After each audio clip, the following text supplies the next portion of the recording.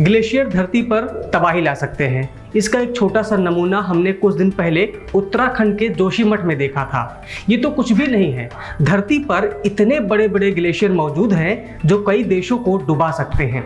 आज इस वीडियो में हम बात करने जा रहे हैं धरती पर मौजूद सबसे बड़े ग्लेशियर की। नमस्कार, मैं हूं अविनाश और आप देख रहे हैं पर्यावरण पोस्ट। अंटार्कटिका का थ्वाइट्स ग्लेशियर दुनिया का सबसे बड़ा ग्लेशियर माना जाता है और ये सबसे बड़ा है, इसीलिए ये सबसे खतरनाक भी है। इस पर दुनिया भर के विशेषज्ञों की निगाहें हमेशा टिकी रहती हैं।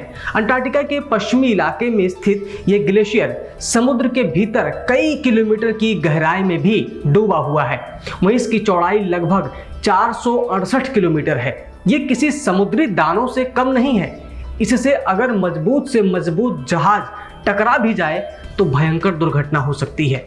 यहाँ की बर्फ पूरी दुनिया के पहाड़ों पर इकट्ठा बर्फ से भी 50 गुना अधिक है। थ्वाइट्स का क्षेत्रफल 1,92,000 वर्ग किलोमीटर है।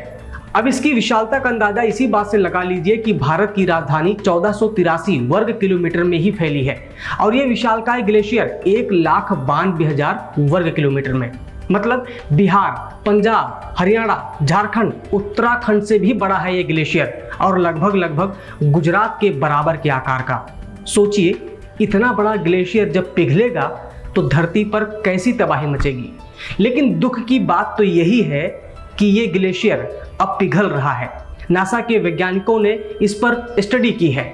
मीडिया रिपोर्ट्स की माने तो स्टडी में ये बात सामने आई है कि पिछले 3 सालों में इस ग्लेशियर से 14 खरब टन बर्फ पिघल चुकी है। इस ग्लेशियर तक पहुंचना, उसे समझना, गतिविधियों का पता लगाना आसान नहीं है। यहाँ का मौसम बेहद तूफानी होता है जिसके कारण सैटेलाइट तस्वीरें भी साफ नहीं मिल पाती। हाल ही में अमेरिका और ब्रिटेन ने केवल इस ग्लेशियर की तस्वीरें निकालने के लिए एक बड़ा करार किया जिसे इंटरनेशनल थ्वाइट्स ग्लेशियर कोलैबोरेशन कहा गया है। जिस हिसाब से इस ग्लेशियर के पिघलने की रफ्तार है और जो भी कुछ हम इस धरती पर कर रहे हैं, उससे यही अंदाजा लगाया जा रहा है कि ये ग्लेशियर 150 सालों में पिघल जाएगा। लेकिन इसके पिघलने के बाद समुद्र का जलस्तर लगभग 5 फीट तक बढ़ जाने की संभावना है और अगर ऐसा हुआ तो ना जाने कितने तटीय इलाके समुद्र में डूब जाएंगे, लाखों लोगों की जान चली जाएगी या फिर उन्हें कहीं और बसना पड़ेगा।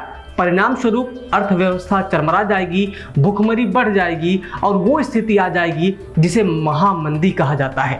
इतना ही नहीं, दुनिया के ताजे पानी में अंटार्कटिका की बर्फ की हिस्सेदारी 90% है। अगर ये बर्फ तेजी से पिघल गई तो समुद्र का जलस्तर तो बढ़ ही जाएगा, लेकिन मीठे पानी की कमी पड़ जाएगी।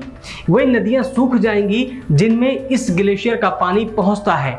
परिणाम स्वरूप 90% ताजा पानी देने वाला स्रोत खत्म होते ही भीषण सूखा पड़ सकता है।